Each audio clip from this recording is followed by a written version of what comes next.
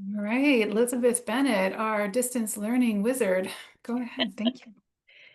Yeah, thanks so much for joining us in this last session of the day. Um, yes, I'm Elizabeth Bennett, really.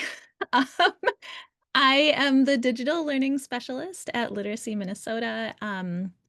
Just important to know, we are a statewide supplemental services provider, which means we are state funded. And so we are here for you regardless of what is happening at the federal level or at your local level or wherever. We're here to help you with all of your digital and distance learning questions and needs. So just please reach out for us. We're here for you. I am a huge fan of Pam Harris. I am not really, a math specialist teacher, but I really love teaching math, and I have taught math learners all the way from elementary school to pre-GED, GED, and adult ESL learners. And so it's kind of it's very exciting for me to be presenting at the same event where Pam Harris presented. You're welcome to contact me directly at any time, but since I am part of the statewide team, you might get a faster response if you email our help desk, which is a really ridiculously long email. I'll drop it in the chat for you, and it is on the handout that I will provide to you later. So in this session, I've got three goals for these 45 minutes that are going to be pretty jam-packed. I'd like you to do some thinking and really clarify your purpose for offering distance learning options. And then consider which platforms or which approach to distance learning is going to best meet the needs of your learners. And finally, know where to go for more information or support. This is just 45 minutes. I'm gonna throw a lot at you, but you can always ask for help and refer to other resources later. So our agenda, so to speak, forgive me, I had a lot of fun with this dating theme. Um, I hope you don't get sick of it, but I feel like the world's kind of a crazy place right now, and we could all use just a little bit more lightness and fun and silliness. So here we go. We're going to start with a vibe check, talking about where you're at with distance learning. Do a little bit of the what and the why of distance learning. And then we'll try to spend the most time speed dating. I'll talk you through several platforms that should be available to just about everyone here because they are either state supported or free. And then we'll talk about what your next move's going to be. So for the vibe check, we're gonna just use the Zoom chat. So go ahead and make sure you have your chat box open. And you can just type a letter in the chat. What's your level of experience with distance learning in Minnesota adult education? Great, I've got some beginners, some experiences, no experience, not sure. All right, so we've got a good range here. Most of us have at least a little bit of experience, I think.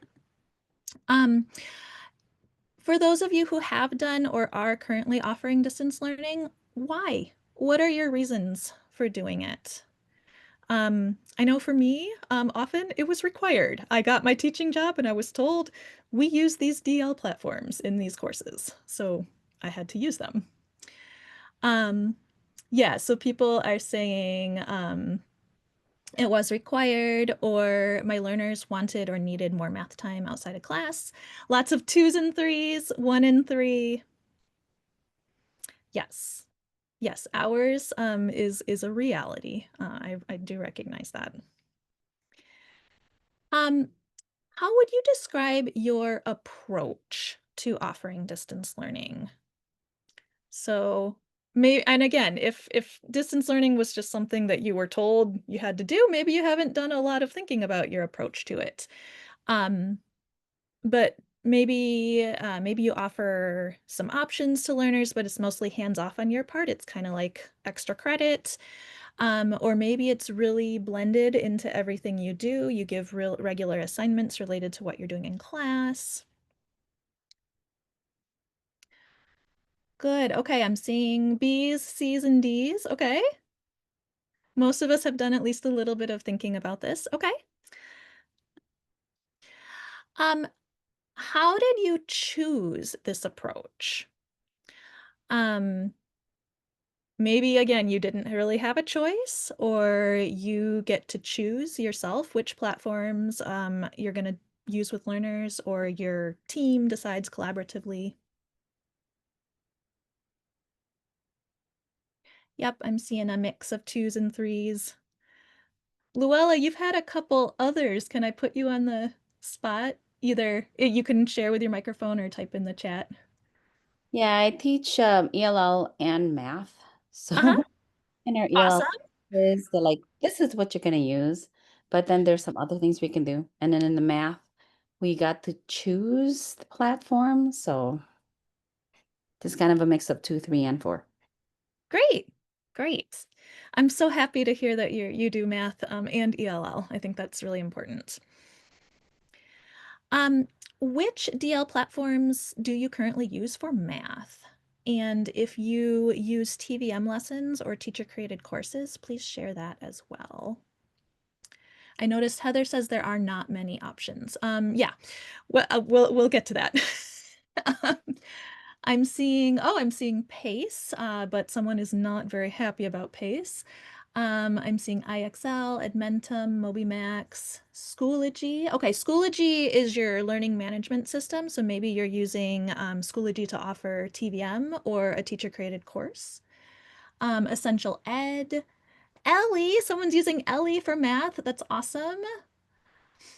Khan Academy, Edmentum, lots of Khan Academy, NGen, okay, and Aztec. Okay, great. And an IXL, yep. All right. And then if you want to think for a moment, what's your type when it comes to DL? What are you looking for? If you could find the perfect DL platform or option for you and your learners and your context, do you need something that's free? Do you need something that is mobile friendly? Do you need something that's paper-based? Do you need beginning or intermediate or GED math? All of these, thank you. Yep, I appreciate that. Student friendly. Free is very important. Yes, I get that. GED prep. We want things that are gamified and fun. Definitely mobile friendly. Yeah, all of the above. For some of us, maybe we're working in Department of Corrections or other settings where we just have to use paper because that's what our learners have access to. Um, and so, yeah, I get that that's a reality also. All of the above. All right, thank you. Um, so we'll do a little review, truth or dare, talking about distance learning. The first truth, frankly, I'm not a huge fan of the term distance learning. I think it can be really confusing. Um, we have a very specific definition of distance learning in Minnesota adult education. The way we talk about distance learning is just one aspect of what the NRS, people at the federal level, um, call distance education. And so distance education more broadly is that's the umbrella term. I had a little bit of fun in Canva making this graphic. So distance education, I think of as the umbrella term, and it includes distance learning, which really in Minnesota adult education doesn't have anything to do with distance. It's more about the time. Distance learning means that it's asynchronous. It's happening outside of your regularly scheduled classes or lab time or tutor time. Um, we also have remote synchronous learning. So this would be like your online classes, your HyFlex classes, where people are working together at the same time, but not necessarily in the same place using Zoom or Google Meet or another platform. Um, Digital learning is really tightly intertwined with distance learning a lot of the times because most of the distance learning options are online, but not all. We'll talk about some paper-based things too. And then access. Access both in not all learners have access to online learning. We want to make sure that we're providing access to digital learning, online learning as much as possible. And also, even if you don't have internet or you don't have a device, you still should have access to asynchronous distance learning because that just gives you more opportunities for learning, opportunities to support and extend what's getting covered in the classroom. And finally, access, because we know when students have more opportunities to learn, they tend to make more progress and it's easier for them to access their goals, hopefully, right?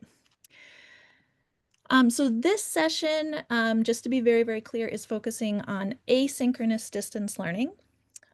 So in Minnesota adult education, we have contact hours for synchronous class time. Doesn't matter if it's in person or on Google Meet or Zoom.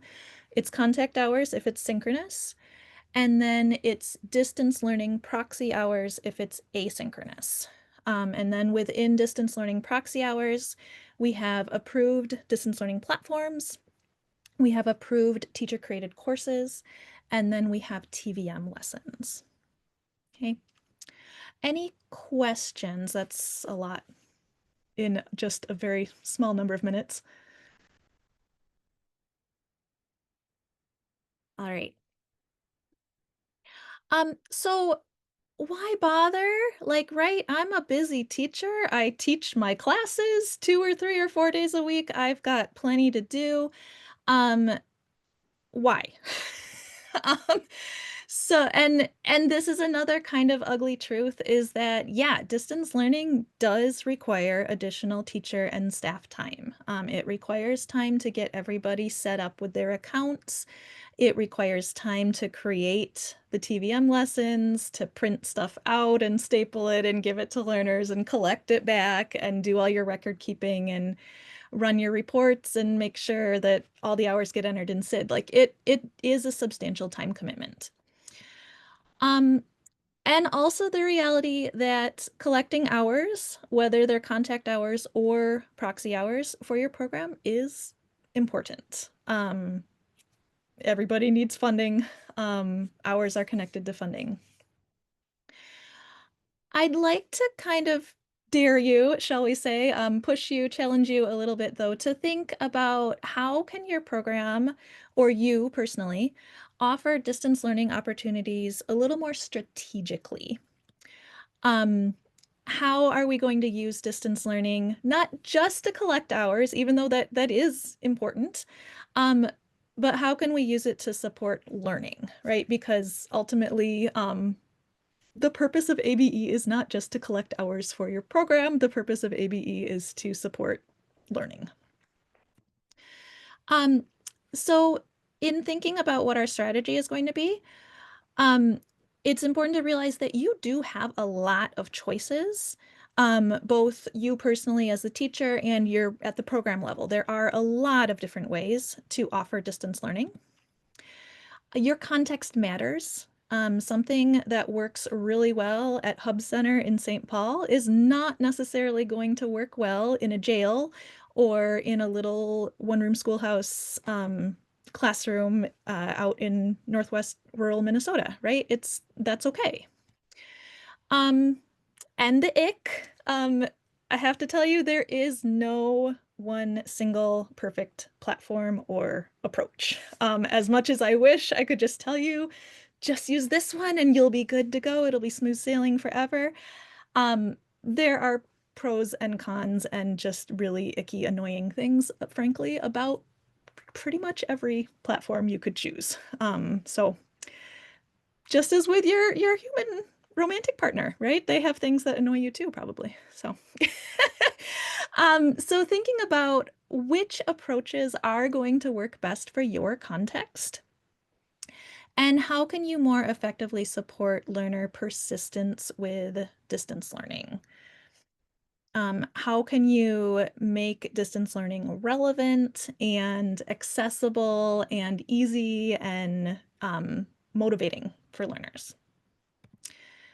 So there are often two main approaches to offering distance learning. The first approach is what I often call supplemental DL, or for the teacher, this is like the crockpot approach because you can just kind of set it and forget it.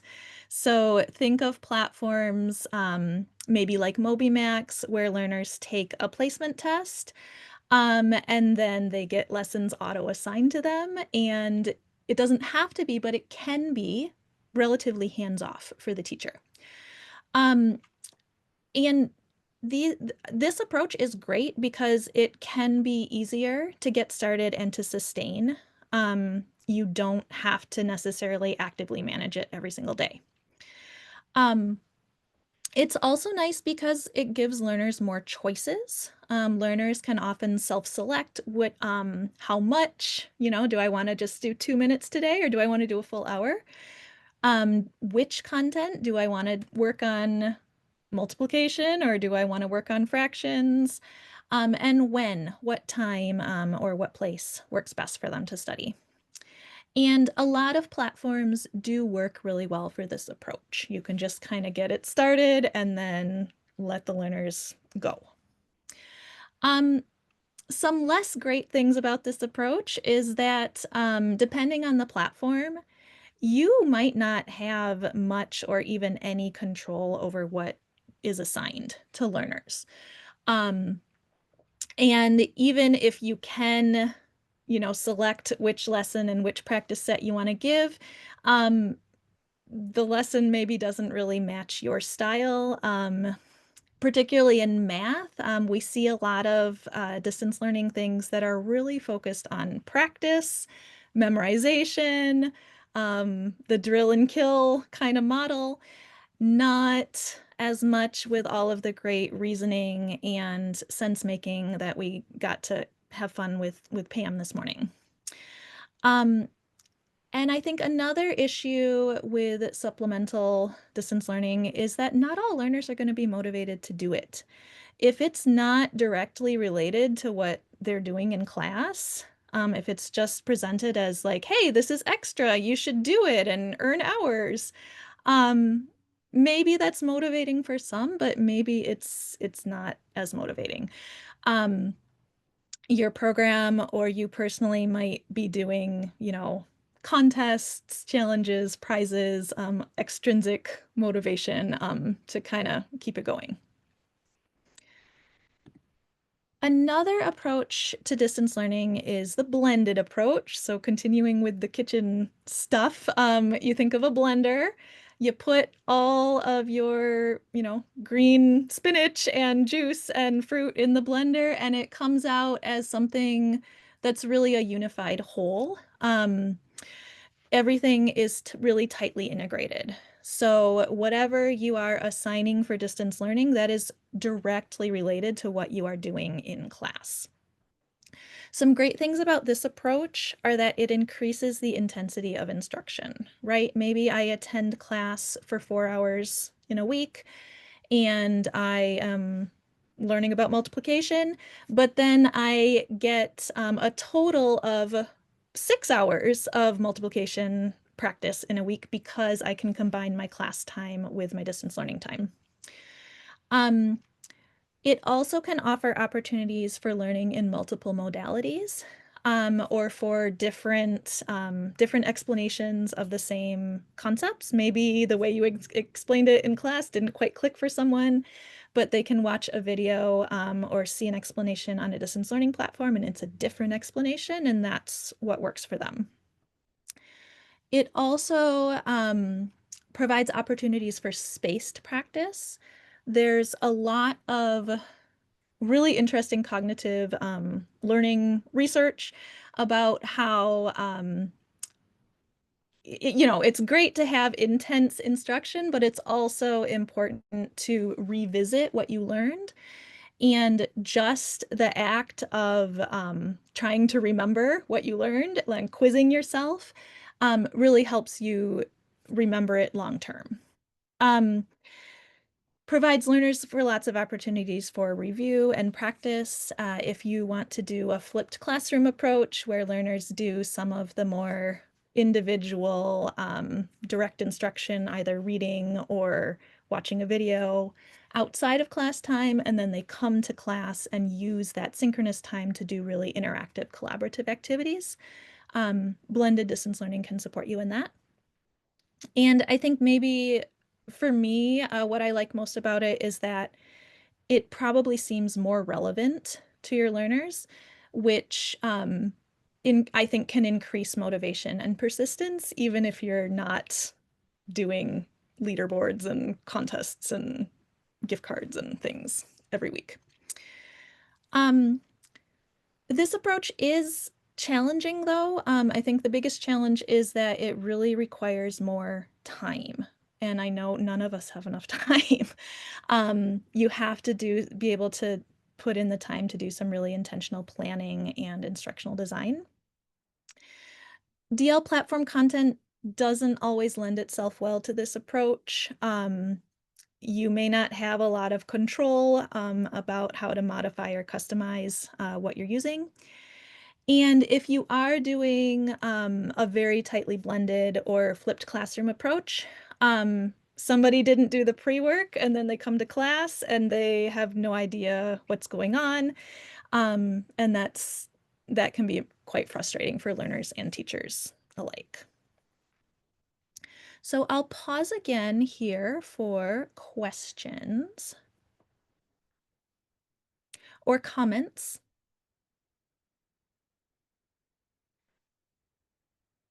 And you can just type okay in the chat if you don't have a question, you're ready to keep going. Thank you. It's nice to know you're still with me. I appreciate that. All right. So on to the speed dating portion. I'm gonna try to give you 6 platforms. We're gonna guess which one what it is, and we'll talk about some really quickly some green and red flags. Who knows this one? This is an easy one. The answer is on the screen. You can put it in the chat. It's MobyMax, yes. Um, so, I was almost late to our session today because MobyMax is supposed to be realigning our standards on the statewide account, and it did not go as it was supposed to, and things are kind of messed up right now. So I'll just tell you, if you are using the statewide MobyMax plan, things might look funky when you log in. Try not to panic yet. We are aware, we are working on it. It might not be able to get fixed until Monday, but we're working on it, okay? So that's a red flag. We've had a few issues with support this year, but some green flags. MobyMax is state supported, so it's available to everyone at no additional cost. It generally works really well on mobile devices. It's easier for learners with beginning digital literacy skills. It covers math standards up through 8th grade. And you can use it for either a supplemental or a blended approach. You can set it and forget it with that placement test, or you can assign specific activities. You're supposed to be able to select now activities aligned to specific CCRS standards. We're working on it. Some red flags are that this year, with some other changes in other state-supported platforms, we've had to put a cap on the number of seats for each program. There's no mobile app to download and install. Learners need to make a bookmark or a shortcut to the website. It is designed for children, and it does look very childish, frankly. I didn't always feel good about recommending it to some of my learners. You know, you have a high school or even college degree from your home country, and I'm handing you this thing that was obviously made for 6-year-olds and telling you to use it. And then the content does stop after at 8th grade. So it's not going to be very helpful for GED and high set classes. Who knows this one?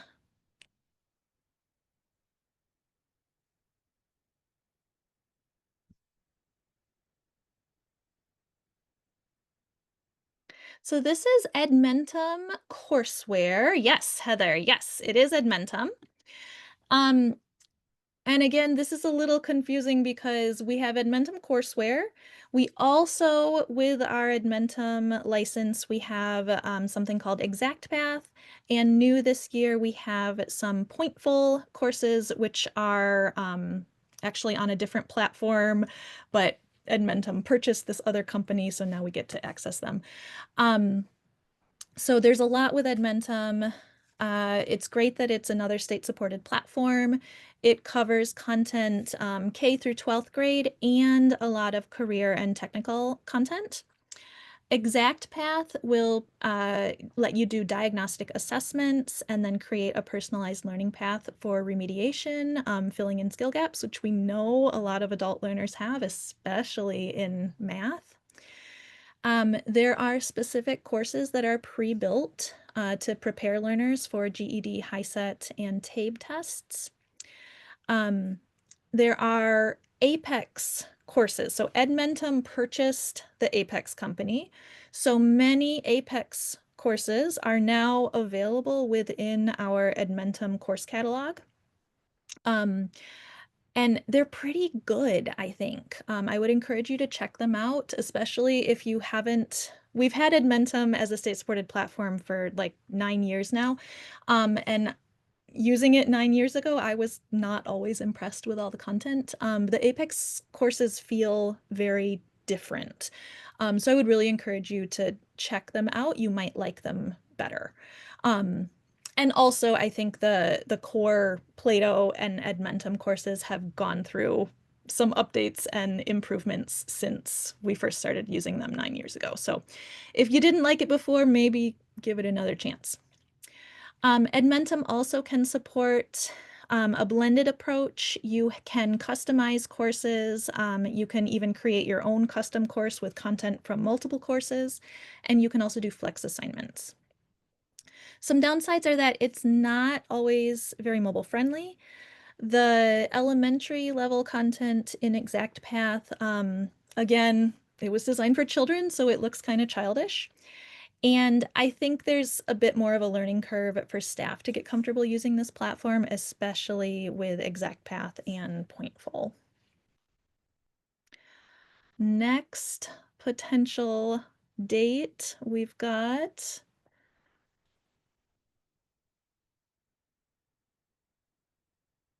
Ellie, yes. So Ellie is primarily for ESL, English learning classes, but it does actually have quite a bit of numeracy content, um, even things that are not explicitly labeled as math.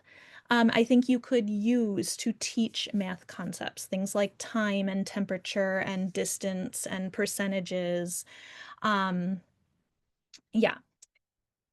So, and it's great because it's state supported this year, so everybody can access it. It generally works well on mobile devices, and it really supports the language and vocabulary of math. A few frustrating things are that it does not have a mobile app. So again, like MobiMax, you have to teach your learners to make a bookmark to the website. The content that is labeled as math is kind of limited. So it's probably better for a blended DL approach where the teacher is selecting specific items to assign to learners.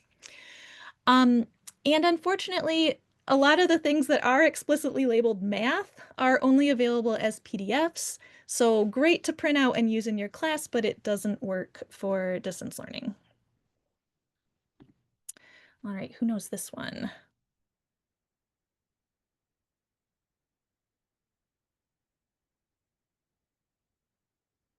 Khan Academy, yes. Yeah, or it could look similar to Desmos. I'm not Sure, Heather, there could well be some integration there. But yes, I took this screenshot from Khan Academy. Khan Academy is not state supported because it is a free website that anyone in the world can use. It does have a mobile app and generally works well on mobile devices as well as desktop computers. It has math content all the way from kindergarten through college level and lots of other subjects. I feel like they're adding new content all the time, including they have some financial literacy material that may be interesting. It works well for both supplemental and blended approaches. It also works really nicely if you're a Google school, your learners have Google accounts, or you use Google Classroom. It's really easy to integrate your, to sync your class roster, and just everything works very smoothly. Some red flags, it has so much content that it can be really difficult to navigate. So expect to spend some time, as with Ellie, teaching your learners how to navigate the site and find what they're supposed to be doing. It is also possible for learners to complete lessons without actually being signed into their accounts. And if that happens, then you as the teacher cannot view their progress or their time, which is a big problem for distance learning. And the Conmigo AI tutor and the writing coach features are not approved for DL proxy hours. I think the writing coach is free for everyone, but don't try to use it for distance learning. Frankly, I wasn't too impressed trying to play around with it myself. And then the Conmigo AI tutor, I think, is only available like if your school district pays for it. So probably not applicable to many ABE programs, but just be aware if your learners do have access to it, that is not eligible for distance learning hours at this time. How about this?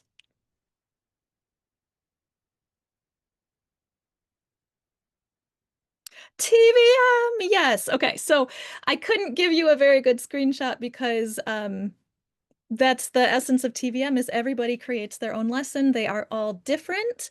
That's the really wonderful thing about it is that it can be extremely flexible and customizable to your specific learners and your specific context. Also, it can be free because it's something that teachers create themselves.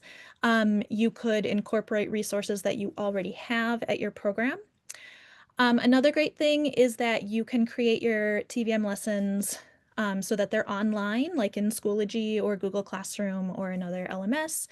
Or you can make paper-based TVM lessons. That's perfectly fine. And TVM lessons, once you've created them, are infinitely reusable, and you can also share them with your colleagues.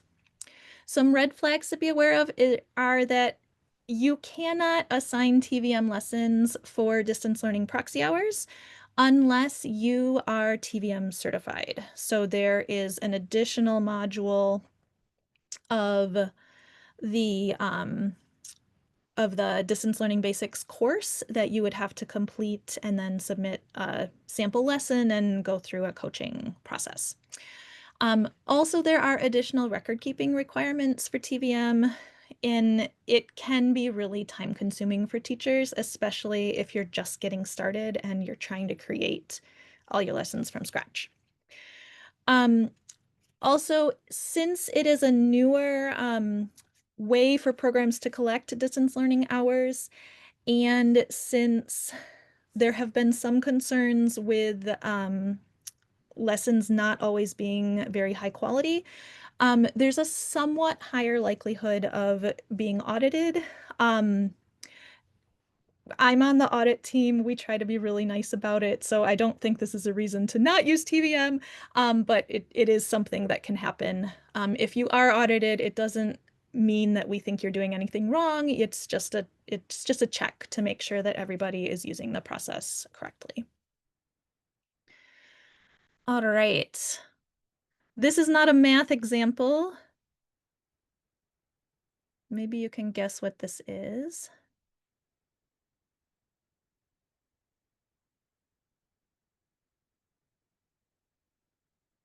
It is Google Classroom. Google Classroom itself is a learning management system. It's not a platform by itself. Teachers have to put the content in the platform.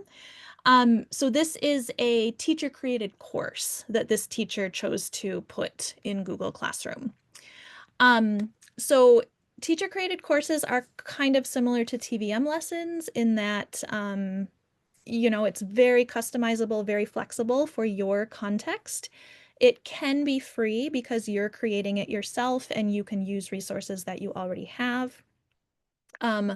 Also reusable and shareable. And it's great for classes that are going to be repeated. So thinking of teachers who teach in a college context where you have the same class every semester, or maybe a career pathways class where you run cohorts of students at certain times throughout the year. Some challenging things, again, it can be very time consuming for teachers to create the course initially. Teacher-created courses have to be online in an LMS. That's actually in the policy so that you can't have a paper-based course. And courses have to go through an approval process before you can actually count proxy hours for them. All right, we're going to do a quick bonus round because that was only 6 platforms and there are a ton more, okay? And this is not even an exhaustive list. I just pulled some data from SID, and these are some of the more popular distance learning options that do include math. You can find all of the approved distance learning platforms on the distance learning websites, which I just put in the chat. Who is using any of these? I think I saw somebody had mentioned Aztec and Essential Ed, IXL. Any strong opinions, recommendations, warnings, if you are familiar with these?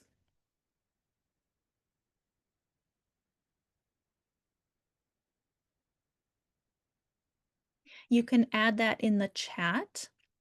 I just want to mention there are 2 I'm going to share with you that are not fully approved yet, but I expect them to be approved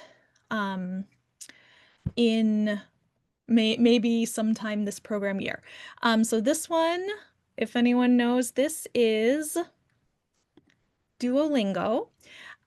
Just as a clarification, Duolingo is approved for English learning, but the math content is relatively new and is not yet approved for distance learning. I would like to be able to approve it because it's another free platform. It was expressly created for mobile devices, so it works pretty well.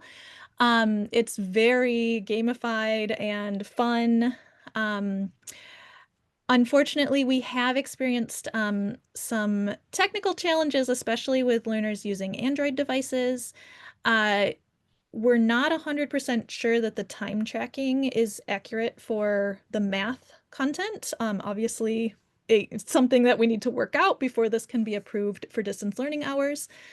In my opinion, the higher level math content seems to really overemphasize just memorizing and procedures and applying rules. And it could only be used for supplemental learning because the teacher has no control over telling learners what assignments to do. It's just all auto-generated from the app. Thank you. I'm seeing some nice comments in the chat. Heather says Aztec is really best for higher math aligned with the GED.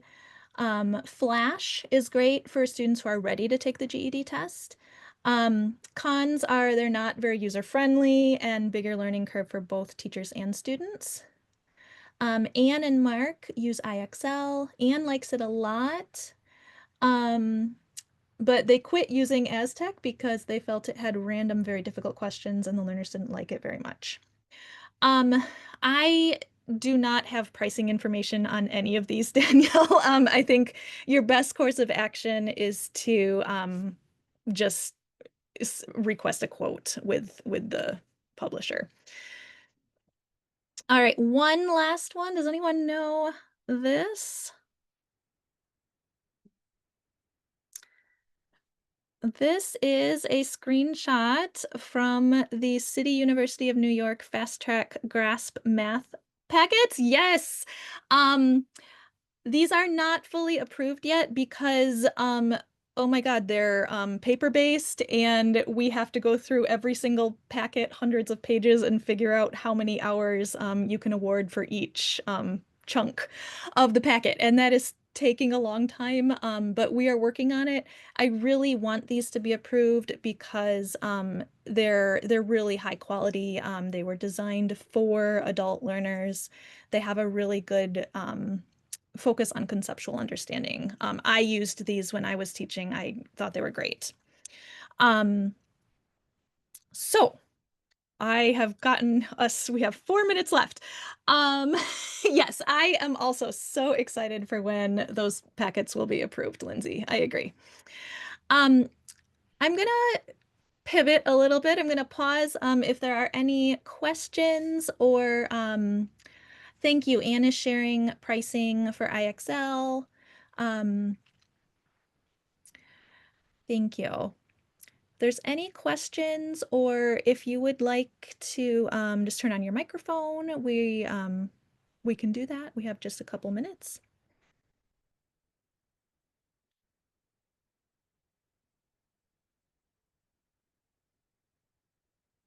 You can keep using the chat. Um, I'm going to give you this resource handout. If you are watching the recording, you can type in that tiny URL. For everyone else, that URL is in the chat. You can grab it. It's a Google Doc. You can either make a copy and save it in your Google Drive, or you can use the file menu to download it as a Word doc or other format.